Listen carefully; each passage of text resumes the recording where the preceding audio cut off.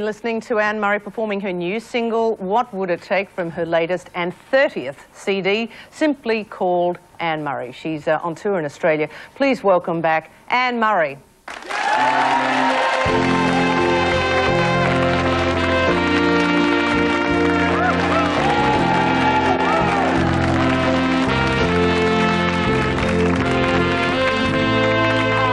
Lovely to have you. And that's one of my favourite songs, You Needed Me. Yeah, that's a good one. That's a good song. I think it's probably the best song I've ever recorded, at least in my opinion. It's withstood the test of time too. It was a long time ago. It was almost 20 years ago, that song. Really? That's frightening, Isn't it? It feels like yesterday. Imagine how I feel. Well, the songs, you must have so many wonderful stories, because the songs you've sung, the lyrics have meant so much. They're sung so beautifully.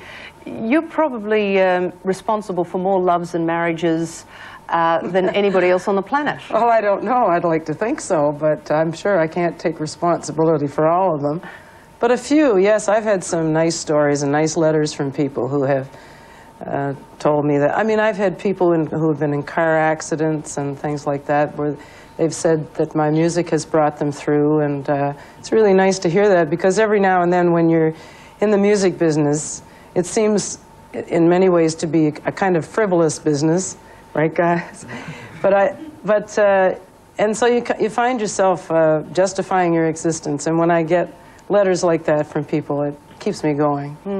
What sort of stories have you heard about your songs that have meant so much to individuals? Well, actually, I told one this morning on radio. I was doing with John Laws, and there was a couple in Salt Lake City, Utah, a lady, actually, who wrote this letter, and she had lost her husband, and she went to a party one night and met a widower, and he had recently lost his wife, and so they got dancing, and they were dancing and fell in love to Could I Have This Dance? And they didn't know, but they each had 6 children. At the time, Wow. they probably would have rethought it. But they did get married, and they had the 12 children sing Could I Have This Dance at the ceremony, which I thought was really neat. Yeah. That really is lovely. I wonder I'd love to know what it's like now. 12 kids. Yeah, 12 kids later. Yeah. I wonder if they were having any more. I doubt it. Strongly doubt it. What was that move, the Even Dozen or something? Now, the song that you just performed for us, that was in fact written by Brian Adams, especially for you. How did that come about? Well, Brian has been sending me songs for a few years, ever since we did a thing called Tears Are Not Enough in Canada, which we were doing for the Ethiopian Relief Fund, and that's where I got to know him. And he's been sending me songs, but I didn't ever hear anything that grabbed me until this one. You turned Brian Adams down. Brian Adams doesn't write all good songs, you know. Nobody does.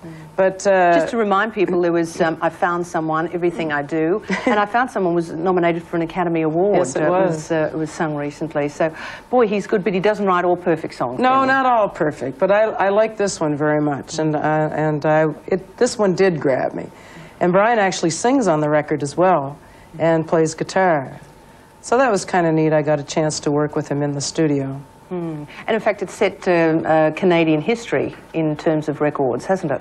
Well, actually, yes, it went on all the radio stations right across the country on the same day that it was released, which has never happened to me before.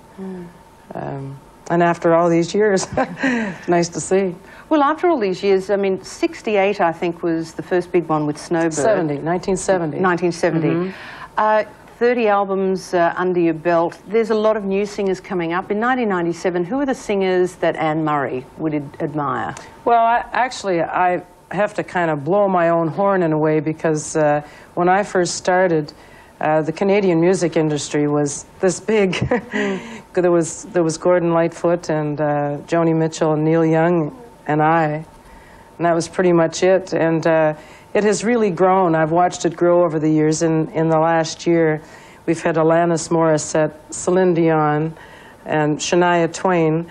Those 3 ladies have sold 60 million records. Wow. So I'm very proud of the music industry and the ladies, and I'd like to think that I started something. We certainly did. Yeah. But what about the vocal talents of the Celine Dions and the Mariah Careys and the Whitneys? Well, I mean, how do you view them? Well, Celine Dion has a wonderful voice. I think Mariah Carey, as much as I admire the instrument, I can't figure out the melody.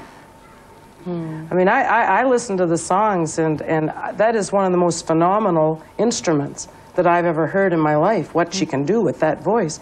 But I'd never know how to sing along with her. You ever tried to sing along with Mariah Carey? You can forget it. Yeah, it's very flexible, isn't it? But, I mean, Celine Dion, you can every now and then. She's kind of tough, too. I just saw her perform in Florida. I was down watching a performance of hers, and she's great. She really puts on a great performance, too. So you think maybe with the vocal gymnastics they go through, they lose the lyric and the melody? Well, I think they do, but that's just my opinion. Sometimes I say to myself, maybe you're just getting old, but I mean, a lyric is a lyric, and I'd love to hear it, and I love to hear the melody as well, but I do admire the talents of these. I mean, I have a daughter who spends whole days copying Mariah Carey and Celine Dion and has all those licks down. And I go, wow, that is amazing. And they have, but there's certainly an audience for it. Yeah, it's a star. Boy. In fact, talking of your daughter, she has done some of the background vocals. She's only 17. She's 17, yes. And what's it like working with your daughter on your album? Well, she has been after me for 3 years. She's wanted to get into the studio and sing, and I didn't even know she could sing because she never sings around the house. So I thought, well, why would she want to sing on my album? And it's funny because I got her in the studio, and I had this song that she could do a part on, and she sang it quicker, did her background part quicker than Bryan Adams, Jan Arden, any of the people who sang on my album. She did it quicker, completely floored me. And so I thought, well, someday she may do this. I don't know, but it was a mystery. I had no idea she sang. Does she want to be her mother's daughter in terms of the albums, the success as a solo performer? I don't think she dares to wish that. I think it's the kind of thing that usually it happens once in a household. I know when I grew up, I lived in Nova Scotia, which was so far removed from anything show business. I never dreamed that I could ever be doing what I'm doing now. It never occurred to me that it could happen. And that's why when I talk about people like Celine Dion and Alanis Morissette and these girls who have done so well, K.D. Lang, these people now realize that they can do it. I mean, it is possible wherever they're from. And some of them, they have been groomed to do this. They've been doing it since they were 2 or 3, and now they know it's possible, and they've proven it.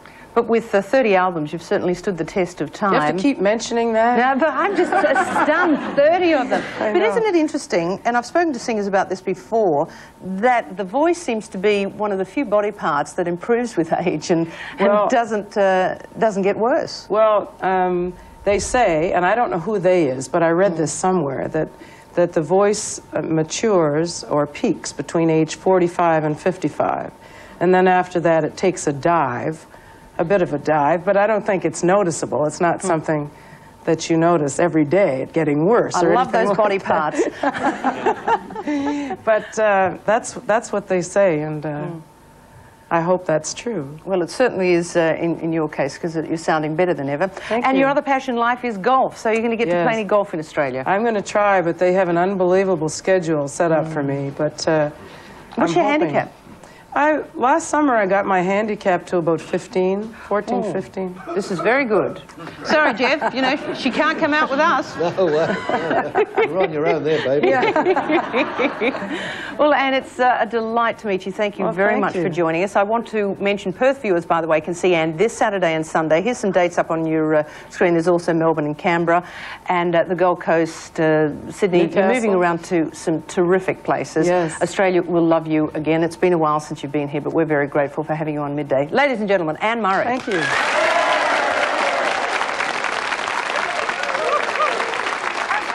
still to come on Midday, the stars of Jim Rose's amazing freak show, and we also meet...